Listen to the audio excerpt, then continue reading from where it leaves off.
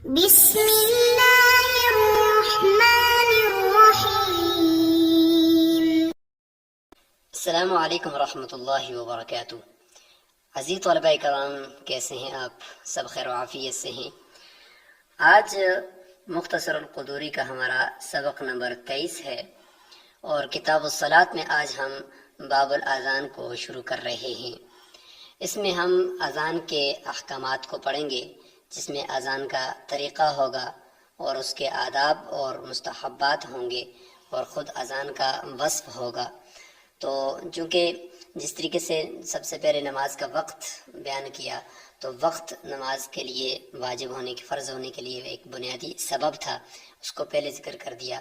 اور اس وقت کو وہ وقت شروع کب ہوتا ہے، تو اس کے لیے علامت کے طور پر یہ اذان ہوتی ہے، اور اس اذان سے پتہ چلتا ہے کہ اس نماز کا وقت شروع ہو چکا ہے اور اب اس نماز کو آپ پڑھ سکتے ہیں۔ تو اسی لیے اذان وقت سے پہلے دینا یہ درست نہیں ہوتا۔ تو یہ اذان جو ہوتی ہے، اس کا لغوی اور اصطلاحی معنی ہم کر دیں گے۔ تو ظاہری طور پر یہ اذان ہے جو ہم عرف میں دیکھتے ہیں کہ مساجد سے اذان کی آواز جو ہمیں آتی ہے، تو یہی اذان اس کی ہم شرعی حیثیت واضح کریں گے کہ یہ سنت ہے، مستحب ہے، فرض ہے یا واجب ہے، کیا ہے۔ تو اس کے بعد اس کا طریقہ ہوگا اور اس سے متعلق کچھ آداب ہوں گے۔ سب سے پہلے ہم عبارت پڑھ لیتے ہیں۔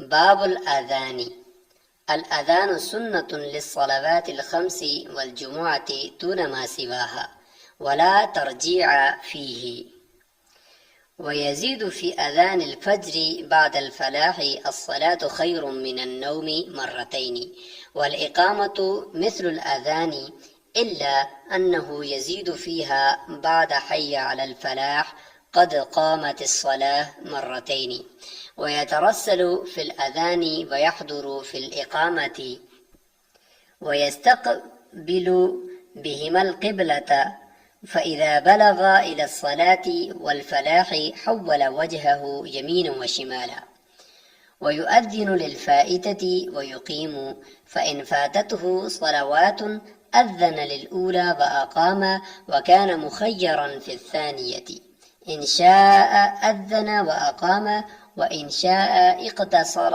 على الإقامة، وينبغي أن يؤذن ويقيم على طهر، فإن أذن على غير وضوء جاز، ويكره أن يقيم على غير وضوء أو يؤذن وهو جنب، ولا يؤذن لصلاة قبل دخول وقتها إلا في الفجر عند أبي يوسف رحمه الله۔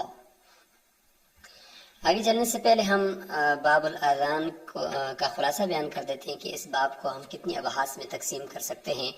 تو تقریباً 4 ابحاث پر ہم اس باب کو تقسیم کر سکتے ہیں، اور ان 4 ابحاث کو ہم سب سے پہلے دیکھتے ہیں تاکہ پورا باب ہمارے ذہن میں اس کا خلاصہ بیٹھ جائے، پھر اس کے بعد پہلی، دوسری، تیسری اور چوتھی بحث کی طرف جائیں گے۔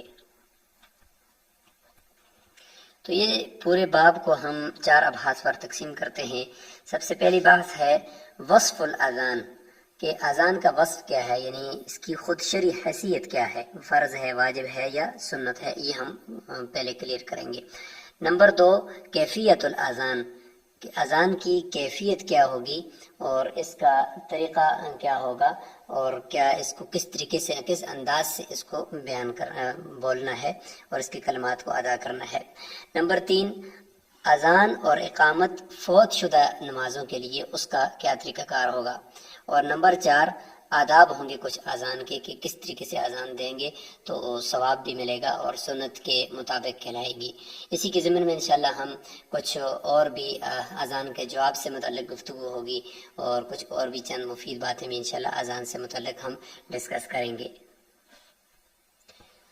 تو عزیز طلبہ کرام، اذان کا لغوی معنی ہے الاعلام، یہ بھی عربی کا لفظ ہے۔ اعلام کا معنی ہوتا ہے اعلان کرنا، کسی چیز کی خبر دینا۔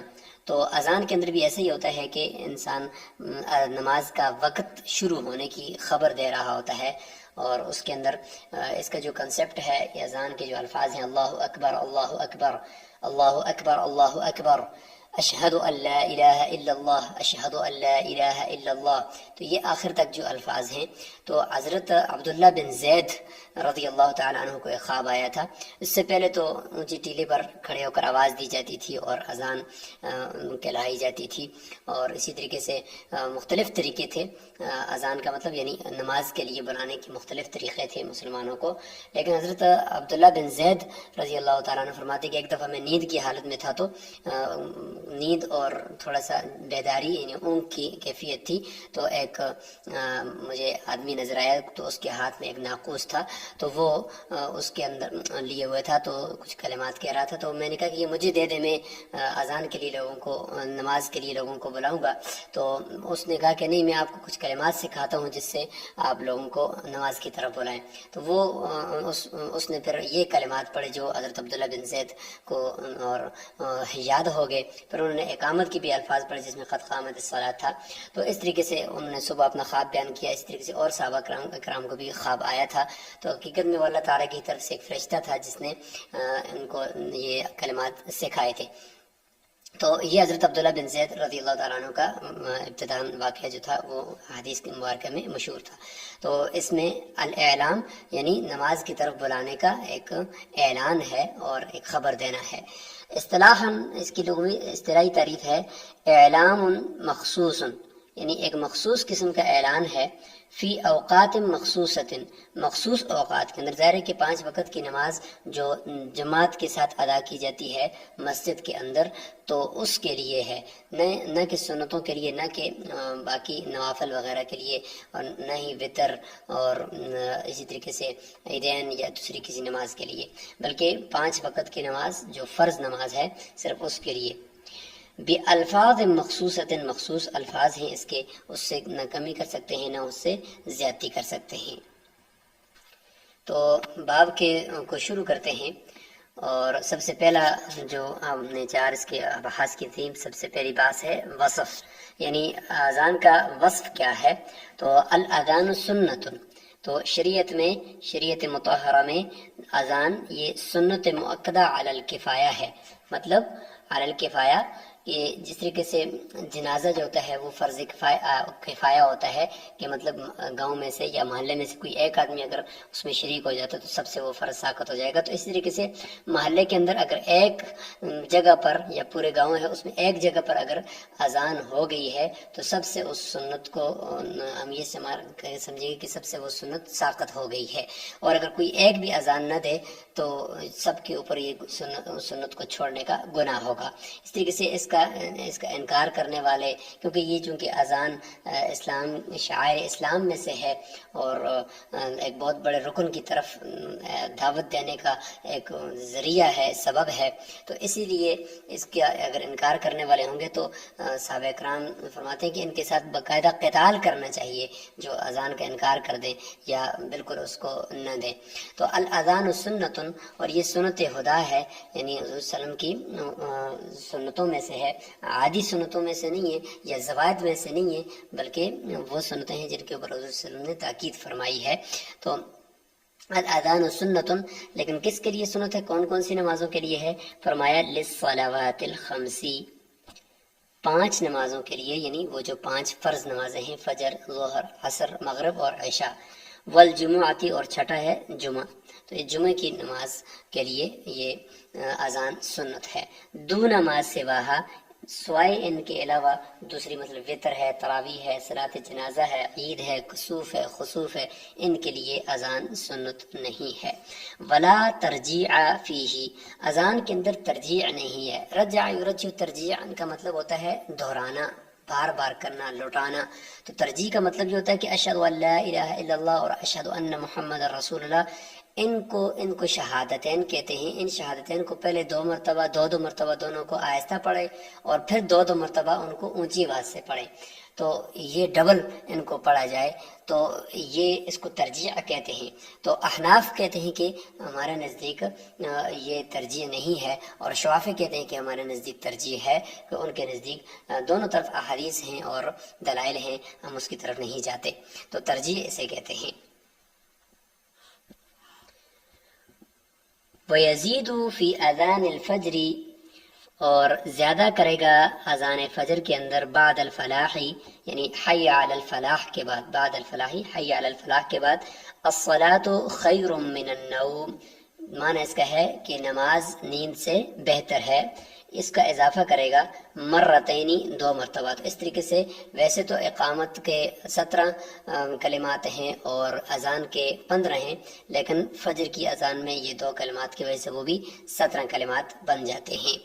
تو یہ ہو جائے گا فجر کی اذان۔ تو یہ کب اس کا اجرا ہوا، یہ الصلاۃ خیر من النوم کا؟ تو ایک مرتبہ حضرت بلال رضی اللہ عنہ نے اذان دی اور پھر آ کر حضور صلی اللہ علیہ وسلم کو خبردار کرنا چاہا، تو پتہ چلا کہ آپ صلی اللہ علیہ وسلم آرام فرما رہے ہیں، تو حضرت بلال کی زبان سے یہ نکلا کہ الصلاۃ خیر من النوم۔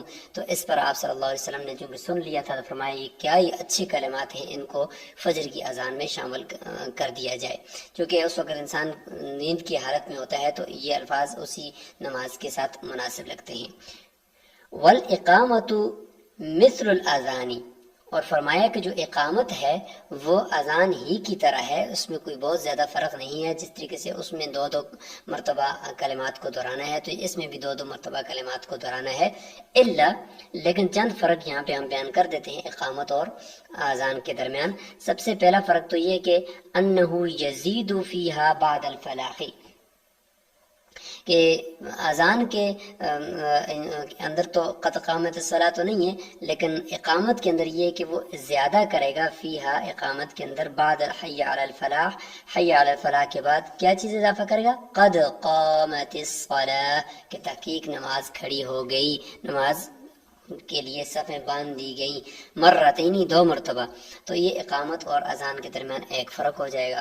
دوسرا فرق یہاں پہ جس کے ساتھ ہی باب کا دوسرا حصہ بھی شروع ہو گیا ہے، جس کو ہم کہہ سکتے ہیں کیفیت اذان، کیفیت یہاں سے شروع ہو چکی ہے کہ وَيَتَرَسَّلُ فِي الْأَذَانِ، کہ اذان کے اندر ترسیل کرے گا، مطلب یہ کہ ٹھہر ٹھہر کر درمیان میں وقفہ کرے گا، مثلا اللہ اکبر اللہ اکبر، درمیان میں وقفہ سانس توڑے گا، اس کے بعد پھر نئے سانس سے دوسری مرتبہ اللہ اکبر کہے گا۔ اس طریقے سے اشہد ان لا الہ الا اللہ، درمیان میں سانس توڑ کے سانس لے گا، اس کے بعد دوبارہ اشہد ان لا الہ الا اللہ کہے گا۔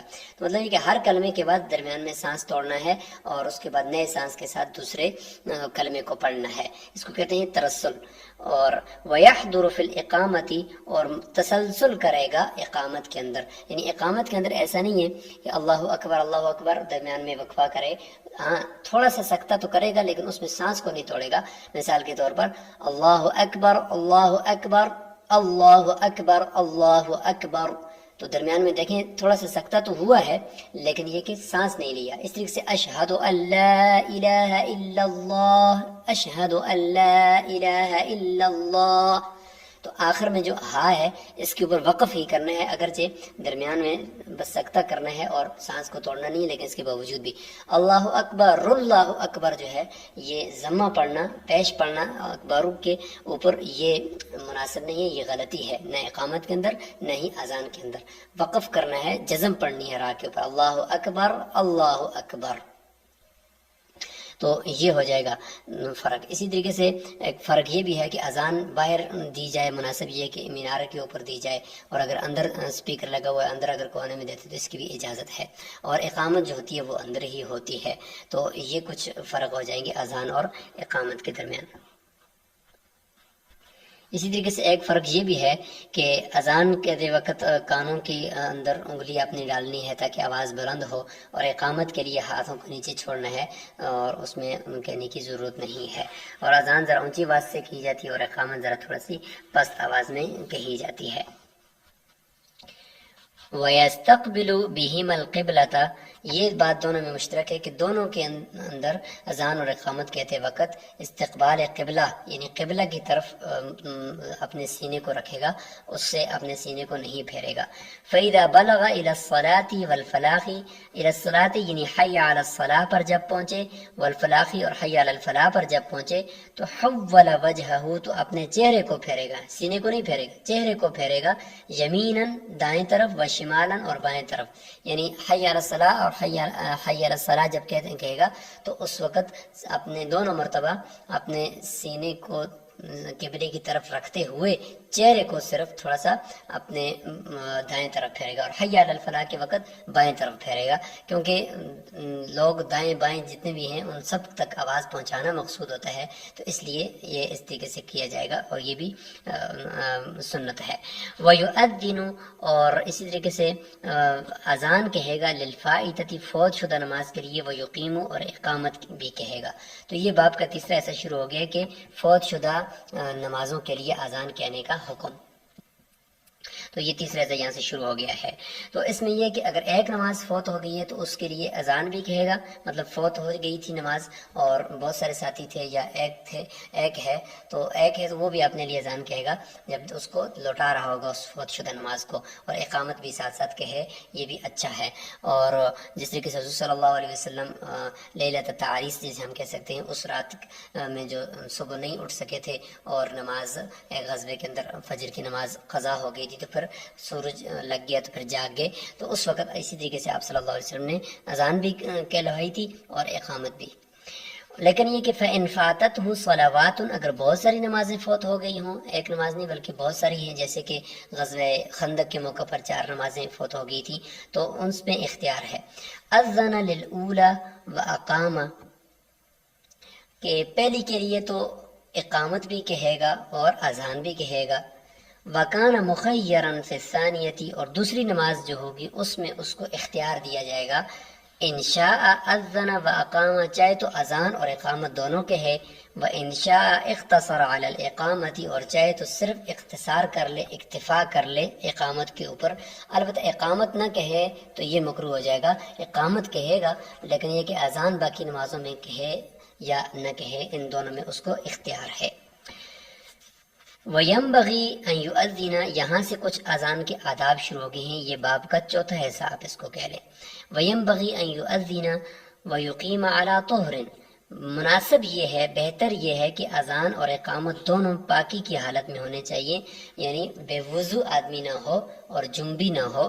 فَإِنْ أَذَّنَ، اگر اذان اعلیٰ غیر وضو کے بغیر اس نے کہہ دی ہے، ٹائم پورا ہو رہا تھا اور چلا گیا اور اذان اس نے کہہ دی، جازہ، یہ جائز ہے، اس کی گنجائش ہے۔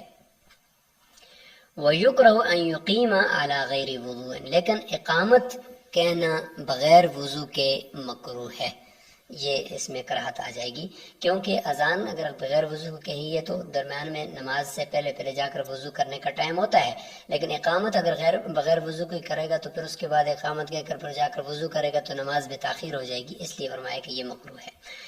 او یؤذن وهو جنب، اور دوسری کراہت یہ بھی ہے، مکروہ ہے اس آدمی کی اذان دینا جو جنبی ہو، یعنی حالت جنابت کے اندر ہے، اس کے اوپر غسل واجب اور وہ جا کر اذان کرے تو یہ بھی مکروہ ہے۔ ولا یؤذن لصلاۃ، اور کسی ایک اذان نماز کے لیے اذان نہیں کہے گا قبل دخول وقتها، اس کے وقت کے داخل ہونے سے، پھر ابھی وقت آیا ہی نہیں ہے پہلے اذان کہہ دی جائے تو یہ درست نہیں ہے۔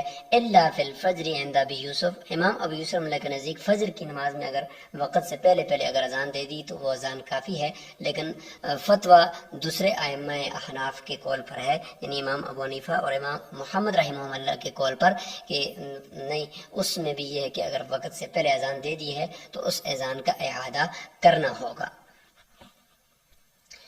تو یہاں پر کچھ آداب کے ساتھ ہی یہ باب الاذان مکمل ہوتا ہے، آگے شروط صلاۃ شروع ہو جائے گا، اور اذان کے جواب سے متعلق بات کر لیتے ہیں کہ اذان کا جو جواب ہے وہ اسی طریقے سے جو الفاظ مؤذن کے ہے وہی الفاظ کہنے ہیں، اور اس کے ساتھ ہی جو آخر میں حی علی الصلاح حی علی الفلاح ہے تو اس میں ایک قول تو یہی ہے کہ وہی الفاظ کہے جائیں، اور دوسرا یہ کہ حی علی الصلاح کے اوپر اور حی علی الفلاح لا حول ولا قوت الا باللہ کہا جائے، اور قد قامت الصلاۃ، اگر اقامت کا جواب دے رہے تو قد قامت الصلاۃ کے اندر بھی یہی کہ اقام اللہ و ادامہ، یہ الفاظ کہے جائیں، اور یہ کہ الصلاۃ خیر من النوم کی جگہ پر صدقتا و بررتا یہ کہا جائے، یہ ہو جائے گا جواب۔